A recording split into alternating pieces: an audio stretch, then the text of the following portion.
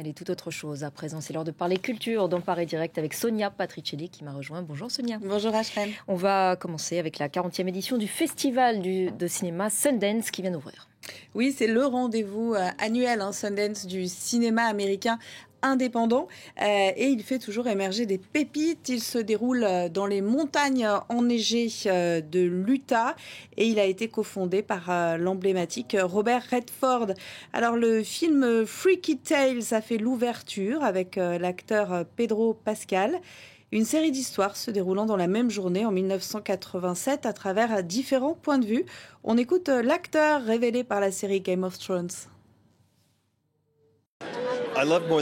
J'aime plus que tout faire partie d'un film qui touche personnellement ses scénaristes. Il y avait tellement de façons d'aborder le sujet. Pour ce film, tout s'est joué au casting et au lieu de tournage. C'est un film personnel pour moi aussi. Je ne viens pas d'Auckland, mais j'ai grandi dans cet âge d'or du cinéma indépendant.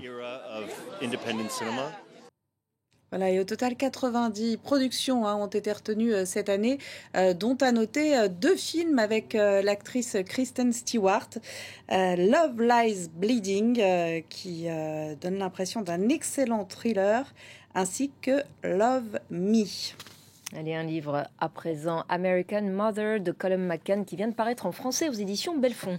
Un livre événement, vraiment, entre témoignages et enquêtes, puisqu'il s'agit de l'histoire de James Wright Foley, premier otage américain décapité par Daesh en Syrie en août 2014. Il était journaliste et était retenu en otage depuis 2 ans.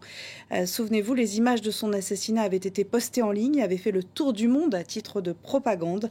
La recherche de vérité de sa mère Diane Foley est racontée par l'auteur irlandais Colum McCann.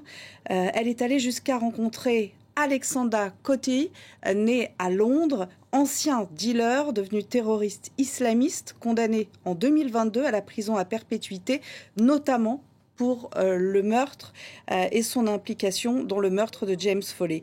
Colum McCann et Diane Foley étaient les invités de Art24. On écoute Diane Foley qui appelait son fils Jim. Interrogée sur sa foi par F. Jackson, elle explique comment elle continue à croire en Dieu malgré cette tragédie. Dieu n'est pas un magicien. Dieu nous laisse faire nos propres choix. Il est beaucoup plus sage que nous le sommes. Donc j'ai prié pour que Jim soit libéré. Et Dieu a décidé que c'est ainsi qu'il serait libre.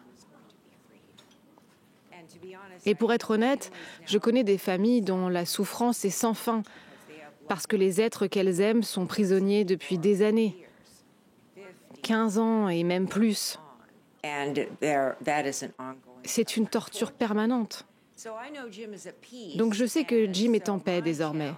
Et mon défi à moi, c'est d'honorer sa mémoire en essayant d'inspirer d'autres gens avec sa bonté et de rendre, à ma petite échelle, le monde meilleur.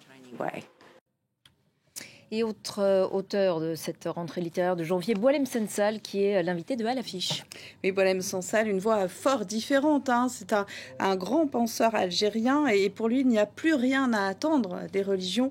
L'avenir viendra de la science et notre salut de l'espace. Ce sont les réflexions qu'il développe dans son dernier ouvrage publié chez Gallimard, Vivre le compte à rebours. Je vous propose d'écouter Boualem Sansal. On peut le lire comme on veut. Je pense qu'un scientifique le lirait comme une chose réelle. Les gens qui sont très éloignés de la science physique et tout ça verraient ça comme de la pure science-fiction.